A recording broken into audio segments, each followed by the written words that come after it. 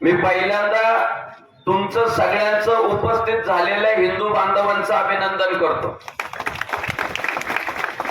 मागच्या काळामध्ये आपल्या हिंदू समाजामध्ये एक समज असा निर्माण झाला होता की ज्याच्यावर गुन्हा दाखल होतो तो व्यक्ती वाईट असतो, ज्याच्यावर गुन्हा दाखल होतो तो व्यक्ती समाजासाठी घातक असतो, ज्याच्यावर गुन्हा दाखल होतो तो समाजाचा शत्रू असतो। हा समज आपल्या हिंदू समाजामध्ये पेरला गेला होता। पण आज हे जे माझे काही भावंड आहे ज्यांनी हिंदुत्वासाठी हिंदू बांधवांना न्याय मिळवून देण्यासाठी मागच्या काळामध्ये जी काही कारवाई केली त्यांच्यावर गुन्हे दाखल झाले, पण त्या सगळ्या आपल्या हिंदू भावंडांसाठी तुम्ही एवढ्या बहुसंख्येनं उपस्थित राहिलात, मी आपलं अभिनंदन करतो। काय झालं माहितीये का, त्या पोरांनी काय कुठल्या पोरीची छेड काढली, त्या आपल्या हिंदू पोरांनी एखाद्या घरावर दरोडा टाकला, एखाद्या बहिणीचा विनयभंग केला, कुणाची जमीन बळकावली, कोणाचं सोनं नाणं लुबाडलं, त्या हिंदू भावंडांनी जी काही कारवाई केली त्यामागे एकमेव हेतू होता। निसर्गाचं सानिध्य लाभलेली ही भूमी आहे आणि या भूमीमध्ये देश विदेशातून पर्यटक या भूमीचं सौंदर्य बघण्यासाठी येतात। पण काही जिहादी प्रवृत्तीचे लोक जर ते पर्यटक हिंदू धर्माचे असतील, ते गाव सोडून आले, त्यांचा तालुका सोडून आले, त्यांचा परिसर सोडून आले, एकटे आपल्या तावडीत सापडले, या भावनेनं प्रेरित होऊन त्या पर्यटनासाठी आलेल्या आपल्या हिंदू बांधवांवर जर अन्याय करत असतील आणि त्यामुळे तोटा जर कशाला बसणार आहे, अनेकांना वाटते की हा फक्त हिंदुत्वासाठीचाच लढा आहे, गैरसमज आहे तुमचा। अहो, हा जो लढा आहे ना तो इथला विकास थांबला नाही पाहिजे म्हणूनचा सुद्धा लढा आहे। मला सांगा, एखाद्या पर्यटकावर जर अन्याय झाला, इथे त्याच्यावर रॅगिंग झाली, त्याला त्रास दिलं, त्याची हॅरेसमेंट केली, तो पर्यटक सोशल मीडियावर टाकणार आहे, बाबा जगात कुठेही फिरायला जा पण शिराळ्याला जाऊ नका। तुम्ही समजून घ्या, मुद्दा समजून घ्या। काय टाकणार आहे तो सोशल मीडियावर की कुठेही जा पण शिराळ्याला जाऊ नका, का तिथले मुसलमान त्रास देतात, तिथले मुसलमान हॅरेसमेंट करतात, म्हणजे तुमच्या विकासाला फटका बसला की नाही। पर्यटक आल्यानंतर गाडीवाल्याला पैसे भेटले, दुकानदाराला पैसे भेटले, प्रत्येक व्यावसायिकाला व्यक्तीला त्याचा फायदा होतो। आज अनेक लोकांना वाटतं आमचा परिसर पर्यटन क्षेत्र व्हावं, पण ते भूमीचं सौंदर्य लाभलेलं नसतं। आपल्या पूर्वजांच्या पुण्याईनं आपण या पुण्यभूमीत जन्माला आलो, इथे निसर्गाचं सौंदर्य लाभलंय आणि काही जिहादी प्रवृत्तीचे लोक एखाद्याचं छत्रपती शिवाजी महाराजांचं किचन बघायचं, एखाद्याच्या कपाळावर भगवा टिळा लावलेला बघायचा आहे, एखाद्याच्या हातात गंड्या बांधलेला बघायचा आहे आणि बघितल्यानंतर अरे हा हिंदू आहे, हा कदाचित हिंदुत्ववादी आहे आणि मग त्याला त्रास द्यायचा, त्याला मारहाण करायची, आणि या समस्या वारंवार घडत होत्या। आणि म्हणून इथल्या सगळ्या परिसरातील आपल्या हिंदू बांधवांनी एकत्रित येत एखाद्या जिहाद्याला जर धडा शिकवला असेल हिंदुत्वासाठी तर त्याचा आपल्याला अभिमानच असला पाहिजे।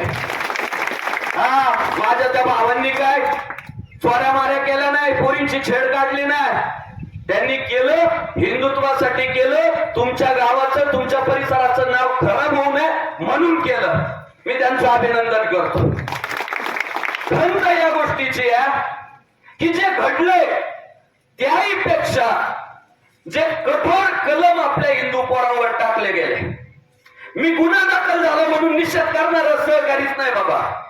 मी सांगत असतो हिंदुत्वासाठी गुन्हे दाखल झाले ते आपल्यासाठी पारितोषिकाचे आहेत, ते आपल्यासाठी बक्षिसाचे आहेत, तो अभिमान आहे आपल्यासाठी। जे जे सगळे महापुरुष झाले इतिहासात आपण बघा, सगळ्यांवर गुन्हे दाखल झाले आणि त्या काळात त्यांना गुन्हेगार म्हणूनच संबोधलं गेलं। प्रतिमांची आपण पूजा करतो. संग्रामदादा, स्वातंत्र्यवीर सावरकर गुन्हे दाखल झाले. भगतसिंग, सुखदेव, राजगुरू गुन्हे दाखल झाले. लोकमान्य टिळक गुन्हे दाखल झाले. छत्रपती शिवराय संभाजी महाराज यांना त्या काळात आणि आताच्याही काही लोकांनी काय काय त्यांच्याबद्दल लिहिलंय, त्यांच्या देशभक्तीला काय काय लांछनं लावली, त्यांच्या राष्ट्रभक्तीला काय काय लांछनं लावली, हे आपण वाचा, आपण बघा. त्याच्यात तुमचा नेहरू सुद्धा आहे, तुमचा म्हणजे त्यांचा. काय शिवरायांबद्दल गरज ओकलेली आपण बघा. पण आपण विचार करा, त्या काळात त्यांनी धर्मासाठी, राष्ट्रासाठी जर ते गुन्हे अंगावर घेतले नसते तर आज आपण हिंदू राहिलो नसतो. त्यांनी त्या काळात गुन्हे दाखल झाले, आज ते आपले महापौर झाले. तुम्ही तुमच्यावर गुन्हा दाखल झाला हे महत्वाचं नाही, तुमच्यावर गुन्हा काय कारणासाठी दाखल झाला हे फार महत्वाचं आहे. तुम्ही जर धर्मासाठी, देशासाठी, राष्ट्रासाठी, आया बहिणींसाठी गुन्हे जर अंगावर घेत असाल तर मी तुमचं हार्दिक अभिनंदनच करतो. माझ्या शुभेच्छा आपल्याला. आणि संग्राम भैया, एक तर डिक्लेअर झालं की तुम्ही एवढे आपल्या त्या हिंदू सहकार्यांसाठी, त्यांना पाठिंबा देण्यासाठी एवढ्या संख्येने उपस्थित राहिलात ना, मी तुम्हाला शब्द देऊन जातो. जेवढ्या आमच्या पोरांवर गुन्हे दाखल केले ना, हिंदू पोरांवर, मी तुम्हाला शब्द देऊन जातो, इथून पुढच्या काळात आपल्या कोणत्याही हिंदू बांधवावर, हिंदू भगिनीवर जर अन्याय होत असेल ना, तर आजच्या तुमच्या उपस्थितीमुळं त्या आपल्या गुन्हा दाखल झालेल्या हिंदू सहकार्यांचा उत्साह इतका वाढलाय की तुमच्यासाठी, हिंदू धर्मासाठी ते माझे भावंड एक काय 1,00,000 गुन्हे अंगावर घेते. शेवटी आपल्याला आपल्या व्यक्तीची जर किंमत कळली ना, तो शेवटी बलिदान द्यायला तयार होतो.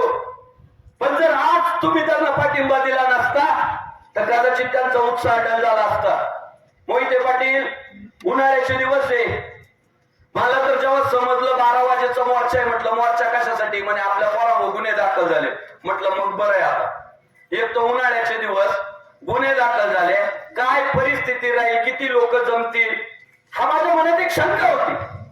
पण इथं आल्यानंतर पाहिलं प्रत्येकाचा शब्द घामानं वल्ला झालाय, कडक ऊन डोक्यावर पडते. साधारण 11 वाजल्यापासून आपण सगळे जमलेले, आता घड्याळातले 2:30 वाजले तरी सुद्धा आपल्या हिंदू धर्मीयांची संख्या वाढतीये, कमी होत नाही. हा हिंदुत्वाचा विजय आहे, हा पाठिंबा आहे. हेच हिंदुत्व अपेक्षित होतं कि जो हिंदू इतका काम करेगा वही देश पे राज करेगा. तुमचा विजय कसा, तुमचा विजय कधी झाला माहितीये? अरे बरेच जण म्हणत होते पोरांवर गुन्हे दाखल झाले, लोक जमणार नाही, लोक जमणार नाही, लोक जमणार नाही. आपल्या पोलीस बांधवांना ना 2 किलोमीटर अंतरावर बॅरिकेड्स लावावे लागले आणि महाराष्ट्रभरातून पेटून उठलेला जो हिंदू आज आरायामध्ये येत होता ना, पोलीस बांधवांना तो हिंदू बांधव तिकडेच थांबवावा लागला. पोलीस बांधवांनी त्यांना सांगितलं गावात जागा नाही गाड्या लावायला. हा विजय तुमचा आणि ही क्रांती आहे. निषेध या मुद्द्याचा आहे की घडलं एक आणि कलम आपल्या पोरांवर टाकले एक. हा अन्याय आमच्यावर का? जे झाले 2 शब्द झाले, काय थोडी झटापट झाले, पण वाईट्यानं वार केले, हातच फाडला, छातीच फाडली, ढुंगणच फाडलं. अरे हे खोटे नाते आरोप करायचे आणि आपल्या पोरांवर नको ते कलम ठोकायचे, या मुद्द्याचा मात्र निषेधच आहे. कशासाठी? पण चला खोटे नाते, मी सरपंच तुम्हाला या निषेध मोर्चाच्या निमित्तानं आज मी एक आवाहन करून जातो आणि एक वारकऱ्याचा शब्द तुम्ही पाळायचा. जेवढ्या पोरांवर आपल्या गुन्हा दाखल झालाय, काय गावातून वर्गणी गोळा करायची ती करा, पण एकाही पोराला या केसमध्ये खिशातला 1 रुपया सुद्धा खर्च करावा नाही लागला पाहिजे. अरे 20-20 दिवस ती पोरं आत राहिली, कोण गरीबाच्या घरातला असेल, कोण कसल्या परिस्थितीत वाटत असेल, कोणाच्या काय, पण धर्मासाठी पोरं पुढे आली. सगळ्यांनी, आमदार साहेब सगळ्यांनी एकत्रित येऊन या पोरांना एक रुपया खिशातला नाही घालावा लागला पाहिजे. उलट आपले धर्म बांधव आपल्या हिंदू धर्मासाठी जर 20 दिवस आत राहिले असतील तर तुम्ही आम्ही म्हटलं पाहिजे, भावांनो भविष्यात काही अडचण येऊ द्या, आम्ही तुमच्यासाठी उभे आहे. फक्त अनुमान दादाची कोणती अडचण असू द्या, आपण त्यांच्या पाठीशी उभे राहिलं पाहिजे. आणि हे टिकून ठेवलं ना, आज तुम्हाला सांगतो, आज शब्द देऊन जा. मोहिते पाटील उपस्थित आहे, संग्राम दादा उपस्थित आहे, सगळे आमचे माझे आरपीआयचे चळवळीतले सहकारी बरेच मंडळी आहे. सगळ्यांच्या साक्षीने बोलतो, लिहून ठेवा. सगळ्या गावातल्या हिंदू बांधवांनी हीच एकजूट ठेवा. पुढच्या 6 महिन्यात ज्यांनी गुन्हे दाखल केले ना, ते गावकऱ्यांच्या पाया पडत येतील. गुन्हे मागे घेतो, गुन्हे मागे घेतो, पण आमच्या पोटावर लात मारू नका. लिहून ठेवा आणि करून दाखवा. अरे करून दाखवा. हे काय 2-4 घर आहेत? अरे अख्खं गाव हिंदूंचं आहे. तुम्हाला सुखात बोलवलं जातं, तुम्हाला दुःखात बोलवलं जातं, तुमच्या सगळ्या समस्यांचं निराकरण केलं जातं आणि तुम्ही त्याचा परतावा काय दिला? अरे 1-2% समाज तुमचा, पण आम्ही तुम्हाला काय केलं? सरपंच पद दिलं प्रेमात, चेअरमन पद दिलं प्रेमात, यात्रा कमिटीचं अध्यक्षपद दिलं प्रेमात. प्रेम करायचं तर किती करायचं? 3 मजली मशीद उभी करून दिले. अरे काही प्रेमाला मर्यादा आहे का? इतकं प्रेम दिलंय आणि त्याच्या बदल्यात काय दिलंय की हिंदू पोरांवर गुन्हे दाखल केले, खोटे नाटे कलम त्यांच्यावर टाकायला लावले आणि त्या पोरांना 20 दिवस तुरुंगात बसवलं. लक्षात ठेवा, वज्रमूठ बांधा, इतका आर्थिक बहिष्कार टाका. जर एखादी वस्तू गावात मिळत नसेल तर तालुक्याच्या ठिकाणी खरेदीला जा, मला फोन करा, मी आणून देतो. पण या जिहाद्यांना जर धडा शिकवायचा असेल तर यांच्याशी संबंध टाळायचा म्हणजे टाळायचा. अरे थोडा वेळ विचार करा, जर 1% समाज असता हिंदू समाज गावात आणि एवढे सगळे जर गावात मुसलमानांचं असतं तर त्या मुसलमानांनी त्या मुसलमान समाजातील 20 पोरांवर गुन्हे दाखल होऊ दिले असते. परिवारचे परिवार उचलून दिले असते. कसे गुन्हे दाखल करता बघू म्हटलं असतो. पण हा हिंदू समाज बाबासाहेबांचं संविधान मानतो म्हणून शांत आहे. बाबासाहेबांचं संविधान टिकलं पाहिजे म्हणून शांत आहे. पण यांना रिप्लाय जर काय द्यायचा ना रिटर्न काय द्यायचा, टाळा, बहिष्कार टाका. ज्याच्या कपाळाला नाही टिळा त्याच्याकडून खरेदी टाळा. कपाळाचा टिळा पाहिल्याशिवाय दुकानात शिरू नका. आणि सगळ्या गावांना मिळून ग्रामपंचायतीला निवेदन द्या, तलाट्याला निवेदन द्या, मुख्यमंत्र्यापर्यंत निवेदन द्या. बहुसंख्य हिंदू समाज राहतो गावात, आमच्या हिंदू पोरांवर खोटे नाटे गुन्हे दाखल केले जात आहेत. कुठल्याही रेशनच्या सरकारी ज्या सुविधा आहेत त्या गावात हिंदू बांधवांकडेच पाहिजे. पहिला लढा कायदा ते रेशनचं दुकान आहे ना गावातला, आपल्या सगळ्यात जो गरीब हिंदू बांधव आहे ना त्याला देते, त्या परवानगी त्याला. त्यांचं आमचं जर जमतच नाही तर गहू तांदूळ मागेल, आम्ही त्याच्याकडे जायचं, आंदोलन करा. एक फक्त तुम्ही चांगला मोर्चा काढा, पुन्हा एकदा चांगली एक बैठक लावा, मुख्यमंत्र्यांना निवेदन द्या आणि त्या मुस्लिम समाजातील जे आमच्या पोरांवर गुन्हे दाखल करतात त्या लोकांकडे गावच्या रेशनचं वाटप करायची परवानगी असता कामा नये. करू शकत नाही. अरे जेवढे राष्ट्रपतीला अधिकार नाही तेवढे सरपंचाला आहे. सरपंच आहे ना आपला आता आहे ना? नाही आधी तुम्ही केला होता ना प्रेमात, आता आपलाच ना. ते पाठपुरावा करून ते पहिलं बंद का.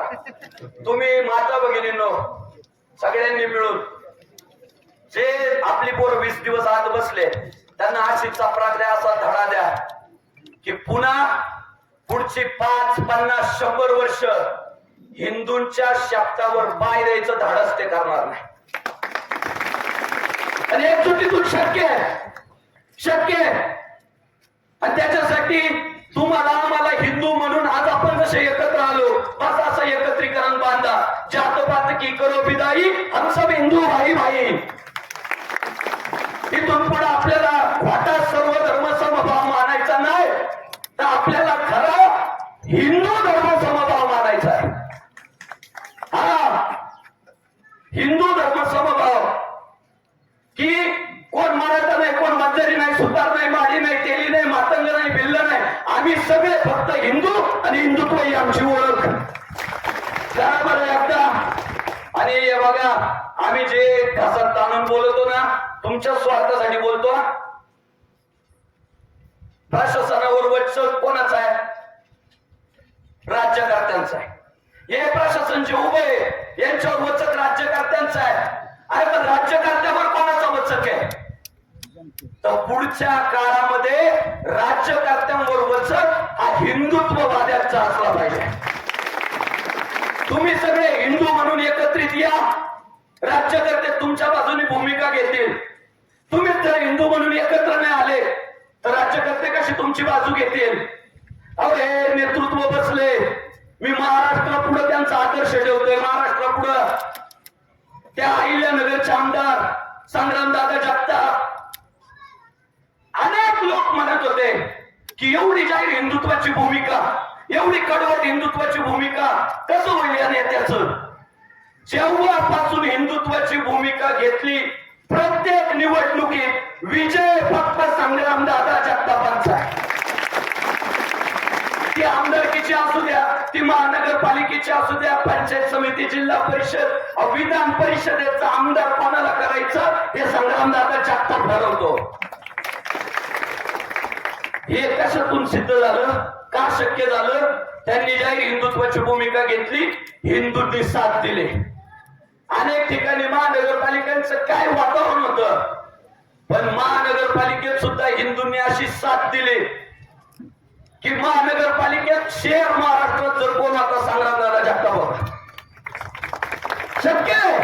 त्यांनी तेवढी कडवट भूमिका घेतली की मी हिंदूंचा नेता आहे, पहिला विचार हिंदूंचा होईल. आणि दादा म्हणाले की माझ्या परिसरामध्ये मुसलमानांची संख्या जास्त आहे, पण एखादा हिंदू नेता जेव्हा कडवट हिंदुत्वाची भूमिका घेतो तेव्हा काय होतं त्याचं उदाहरण तुमच्या पुढे ठेवतो. मागच्या काळामध्ये आता काही दिवसांपूर्वी बकरी ईद नावाचा सण होता. बकरी ईद नावाचा सण होता. अहिल्यानगरचे हिंदुत्ववादी आमदार संग्रामदादा जगताप, मोहिते पाटील हे फार ऐकण्यासारखं आहे. संग्रामदादा जगताप यांनी कडवट हिंदुत्वाची भूमिका घेतली. त्याचा परिणाम काय झाला माहितीये का? बकरी ईदच्या दिवशी अहिल्यानगर मधले मुसलमान बकरी कापतानाचे व्हिडिओ नव्हते शेअर करत, गाईंना चारा टाकण्याचे व्हिडिओ शेअर करत होते. तिथले मुसलमान बकरी ईदच्या दिवशी काय करत होते? अरे गोशाळा शोधा, का आम्ही गाईंना चारा टाकतोय. ते बकरी ईदच्या दिवशी सरकारला काय मागणी करत होते माहितीये का साहेब? पी.आय. साहेब ते सरकारला म्हणत होते, सरकार मायबाप गाईला राष्ट्रीय पशु घोषित करा. अरे एकेकाळी तर तुम्ही गाईच्या रक्ताचे पाठ सांगत होते. अरे तुमची आई आमची यम्मी, तुमची मम्मी आमची यम्मी असं म्हणत होते. आणि आज तुम्ही बकरी ईदच्या दिवशी गाईला चारा खाऊ घालताय, गाईला राष्ट्रीय पशु सिद्ध करा असं म्हणताय, जाहीर करा म्हणताय. सगळं कारण काय माहितीये का? त्या परिसराचा आमदार हिंदुत्ववादी आहे. त्यांना माहितीये की आपण चाळे केले तर संग्रामदादा जगताप डुंगणाचे साल्ट काढतो. काढले तुम्ही पाहिलं असेल अहिल्यानगर मध्ये इतकी ठोकली मागच्या काळात, गाईला चारच टाकायला लागली. तुम्ही समजून घ्या. आणि माझं स्वप्न आहे आणि लवकर मी जिवंत असेपर्यंत ते सत्यात उतरणार आहे. अशीच जर एकजूट राहिली ना हिंदू बांधवांना, सध्या बोटावर मोजावे एवढे कडवट हिंदुत्ववादी नेते, जाहीर हिंदुत्वाची भूमिका घेणारे माझं स्वप्न आहे आणि ते सत्यात उतरल तुमच्या सगळ्यांच्या साथीनं. मी शब्द देतो तुम्हाला, पुढच्या काहीच काळामध्ये या महाराष्ट्रामध्ये 288 आमदार हिंदुत्ववादी राहतील. हे आज खाली बसले ना, ते पुढच्या मोर्चाला इथं बसलेले राहतील. बरोबर आहे. अजून त्यांना खात्री नाही खरं बोललं पाहिजे. माहिती आहे माणूस कमळवाला आहे, मला माहिती आहे, पण त्याला विश्वास तर दिला पाहिजे तुम्ही की दादा घाबरायचं नाही, तुम्ही भूमिका घ्या, आम्ही तुम्हाला पडू देणार नाही. तुम्ही समजून घ्या मुद्दे, करा बरं असं. अहो एक पट्ट्या पुढे गेलो, अहो सध्या दुःख होतो, हे बोटावर माझा एवढे लोक जाहीर भूमिका घेतात. मी रोज महाराष्ट्राच्या वेगळ्या गावात आहे. अहो परवा मोहिते पाटील, जगताप दादा, परवा एका तालुक्यात गेलो, आमदार एकदम जिवलग मित्र, लय प्रेमाचं नातं आमचं. आणि आमदार माझ्या कानात काय सांगतोय माहितीये का, बापू तुमच्या पाया पडतो पण मुसलमानांना काही वाईट बोलू नका. प्रेमच मैत्रीचं नातं आहे, तुमच्या पाया पडतो. म्हटलं दादा कशाला घाबरता राव, घ्या तुम्ही भूमिका, हाय की आम्ही सगळे. नाही आपल्या लोकांचा भरोसा नाही. म्हणजे तुम्ही समजून घ्या, आपल्या हिंदू नेतृत्वाला त्याच्या त्यांचा भरोसा आहे, आपल्या लोकांचा भरोसा का नाही? आपण संघटित नाही म्हणून भरोसा नाही. तुम्ही त्या शब्दात की ते जसे मुसलमान म्हणून एकत्रित आले, ते जसे ख्रिश्चन म्हणून एकत्रित आले, तसे आम्ही सुद्धा हिंदू म्हणून एकत्र आलोय. त्या शब्द, अरे तुम्ही म्हणाल तीच पूर्व दिशा, आणि म्हणून रे प्रयत्न चालले सगळे, म्हणून धावतोय, म्हणून पळतोय. आज तुम्ही जे यश दिलंय ना, पुढच्या काळात ना याचं चीज झालेलं तुम्हाला पाहायला भेटत. आपण संघटित होणं गरजेचं आहे. आज हे सगळं आता उभे राहिले बाबा, मी तुमच्या वतीनं शब्द देतोय, हे तुमच्यासाठी सगळे आज उपस्थित राहिले. भविष्यात हिंदुत्वासाठी कोणतीही भूमिका घ्यावी लागली, किती कठोर, फासावर जाण्या इतकी सुद्धा जर हिंदुत्वासाठी भूमिका घ्यावा लागली, तर तुम्ही या तमाम हिंदू बांधवांना शब्द दिला पाहिजे, पुढचा मागचा विचार करणार नाही. भगतसिंगांना आदर्श ठेवू, शिवराय शंभूराजांना आदर्श ठेवू, अहिल्यादेवी बाबासाहेबांना आदर्श ठेवू, आणि राष्ट्रासाठी शहीद सुद्धा व्हायची तयारी आम्ही ठेवू. हे आज आशीर्वाद आहे भाऊ, 4 तास तुमच्यासाठी, आपल्या सगळ्यांसाठी हे आशीर्वाद आहे. या माता भगिनी यांना पापड करायचे राहतात, उन्हाळ्यात कुरड्या करायच्या असतात, वेपर्स करायचे असतात, परत पाऊस चालू झालं ते करता येत नाही. तर ती सगळी कामं सोडून आज फक्त आपल्यासाठी त्या सगळ्या येऊन बसल्या. माता भगिनींनो बस, हे पोरं म्हणजे राष्ट्राची संपत्ती आहे. त्या काळात राजमाता जिजाबाई साहेब म्हणाल्या, शेवट करतो आता, नावं झाली का सगळ्यांची? सगळ्यांचे धन्यवाद, पोलीस प्रशासनाचे धन्यवाद, सगळ्या सहकार्यांचे धन्यवाद. भाऊ, त्या काळात राजमाता जिजाबाई साहेब, अब्दुल्ल्यासारखं संकट जेव्हा महाराष्ट्रावर चालून आलं, तेव्हा जिजाबाई साहेबांना माहित होतं की त्या अब्दुल्ल्याने अगोदरच आपला एक पोरगा मारलाय. त्या अब्दुल्ल्याची दहशत इतकी की त्याला औरंगजेब सुद्धा घाबरतो. राजमाता जिजाबाई साहेबांना म्हणता आलं असतं, शिवबा ही मोहीम थोडी अवघड आहे, कार्यकर्ता पाठव. म्हणता आलं असतं एखादा दुसरा मावळा पाठव, तुझ्याकडे लई पोरं आहे, सगळी पोरं म्हणतात लाख मेले तरी चालतील, लाखाचा पोशिंदा जगला पाहिजे. पण जिजाबाई साहेब आपल्या शिवबा राजाला म्हणाल्या, बाळा ही मोहीम खडतर आहे, ही मोहीम कठीण आहे, कार्यकर्ता पुढं करायचं नाही, ही मोहीम तुला करायची आहे. राजमाता जिजाबाई साहेब तेव्हा म्हणाल्या होत्या, माझा शिवबा भगव्या ध्वजासाठी समर्पित केला. आणि आईनं जेव्हा भरभरून आशीर्वाद दिला ना, त्याला फाडून आले छत्रपती शिवाजी महाराज त्या अब्दुल्ल्याला. ते आपले आदर्श आहे. म्हणून माता भगिनींनो, पोरं हिंदुत्ववादी जन्माला आले, याचा अर्थ काय माहितीये का? तुम्ही वाघिणी आहे. कुत्रीच्या पोटी कुत्रे जन्माला येतात, कोल्ह्याच्या पोटी कोल्हे, लांडग्याच्या पोटी लांडगे, पण हे डरकाळी फोडणारे वाघ ना हिंदुत्ववादी वाघिणीच्याच पोटी जन्माला येतात. त्यामुळे तुम्हाला अभिमान वाटू द्या लेकरांचा, तुम्हाला सुद्धा कष्ट वाया गेले नाही असंच समजायचं बाप लोकांनी. अजिबात कष्ट वाया गेले नाही, सार्थकी लागले कष्ट. हे नरसिंह जन्माला आले. सगळ्यांना शुभेच्छा, सगळ्यांचे आभार. लांबले, खूप लांबले. नंतर पुन्हा निवेदक सांगतील, जागा कोणी सोडायची नाही. अनिल महाराजांचा फार दिवसापासून आग्रह होता, इकडे या, निसर्गाचं सौंदर्य, मोर्चालाच बोलावलं डायरेक्ट. अनिल महाराजांचे धन्यवाद, सगळ्या सहकार्यांचे धन्यवाद. छत्रपती शिवाजी महाराज की जय, धर्मवीर संभाजी महाराज की जय, पुण्यश्लोक अहिल्यादेवी होळकरांचा, भारत रत्न डॉक्टर बाबासाहेब आंबेडकरांचा